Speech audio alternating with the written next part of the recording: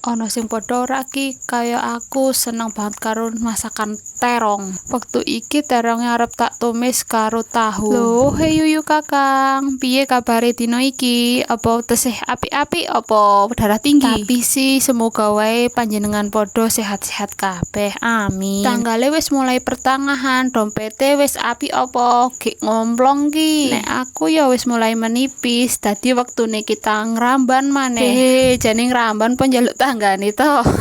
Jane nek aku sih dolan modus ngramban. Berhubung anake ngajak dolan, ya kita dolan sing ana tanamane lah. Kan lumayan nek dolan-dolan entuk sayuran. Hitung-hitung menghemat budget. Wis hop aja curhat wae ndak tanggane ngerti. Lah kembali maneh nang video awal, aku lagi nyiapke bumbu arep tak ngono wis mau. Sing penak wae brambang, bawang, tomat karo cabe. Lanjut ngirisi tahune ben dadi akeh ya. Pertama-tama tak orepe kompore, tak sokno minyak, terus tak oseng-oseng brambang karo bawange. Nek wis kecoklatan disusul cabe karo tomate melu diosang-aseng, tambahi gula, kei penyedap karo micin men ono guri-guri. Aja lali cemplungke tahune ungkep. Kan relate banget ibu-ibu, nek sing iso disambi ya disambi.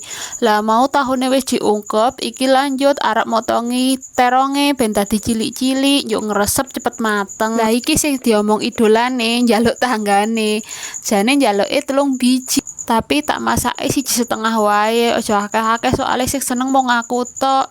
Yuk sesuk 1,5 meneh arep tak sambel penyet. Ket jaman cilik aku nek sarapan arep mangkat sekolah mesti sering banget disambelke terong penyet. Siki mamaku wis ora gelem masak meneh soalnya wis tenang di surga. Tapi ra apa-apa mama, aku dadi seneng banget saiki mangan terong. Ngasi-ngasi hamil sing pertama aku sering banget mangane karo terong, wong doyane mung terong, ayam karo iwak jeleh. Lah iki nurun nang anak pertama aku seneng nek dimasake terong. Hambo sih seneng apa pancen anane mung kuwi dadi nyuk dipangan.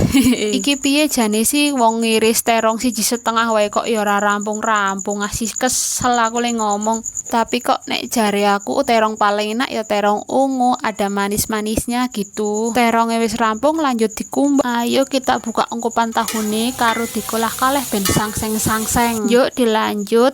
Step selanjutnya cemplungno teronge nang wajane tahune sing mau wis diungkep. Soalnya nek tahu dhewe ndak kesepian melaske ra ono kancane to. Iki tak olak-walik ben carup terong karo tahune, terus tak tambahi air ben cepet empuk teronge. Soalnya awan-awan iki aku le masak wis keluwen, pengen ndang cepet maem, cepet madang, cepet turu. Icip-icip rasa, koreksi kurang opo tambah. Lah nek iki kok kurang asin tadi tak tambahi wiyah sithik lah. Lanjut masakne sekitar